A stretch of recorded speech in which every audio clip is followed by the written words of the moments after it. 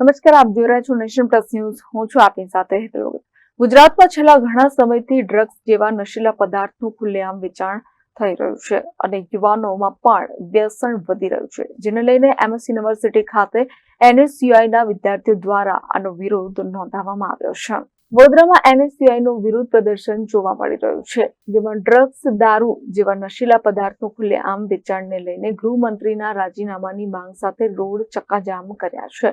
ગુજરાતમાં છેલ્લા ઘણા સમયથી ડ્રગ્સ જેવા નશીલા પદાર્થનું ખુલ્લેઆમ વેચાણ અને યુવાઓમાં તેનું વ્યસન પણ વધી રહ્યું છે. આ પ્રકારના આક્ષેપો સાથે વડોદરા એનએસયુઆઈ દ્વારા રાજ્યના ગૃહમંત્રી હર્ષ સંઘવી વિરુદ્ધ જાહેર રસ્તા પર નશાબંધીના કાર્ડ બતાવીને ચક્કાજામ કર્યો હતો.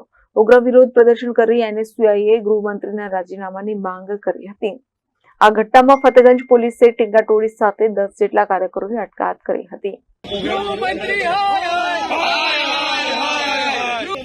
રાજીનામું આપો, રાજીનામું આપો, ગૃહમંત્રી રાજીનામું આપો, રાજીનામું આપો, રાજીનામું આપો. નશા નહીં, નોકરી દો. નશા નહીં, નોકરી દો. નશા નહીં, નોકરી દો.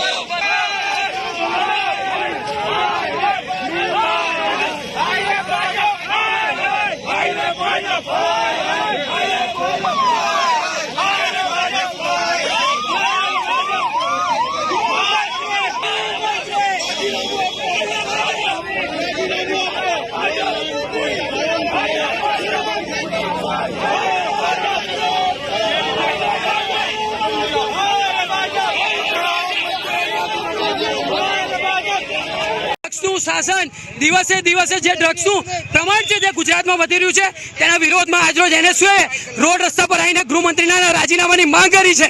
અમારી માંગ છે કે યુવા કેમેરામેન નવનીત પરમાર સાથે Satyam Navajkar, Nation Plus News Vadodara. સમાચારોના સતત અપડેટ મેળવવા માટે અમારી નેશન પ્લસ ન્યૂઝની યુટ્યુબ ચેનલને સબસ્ક્રાઇબ કરો, બેલ આઇકન દબાવો અને જોડાયેલા રહો ફેસબુક, ઇન્સ્ટાગ્રામ અને ટ્વિટર પર.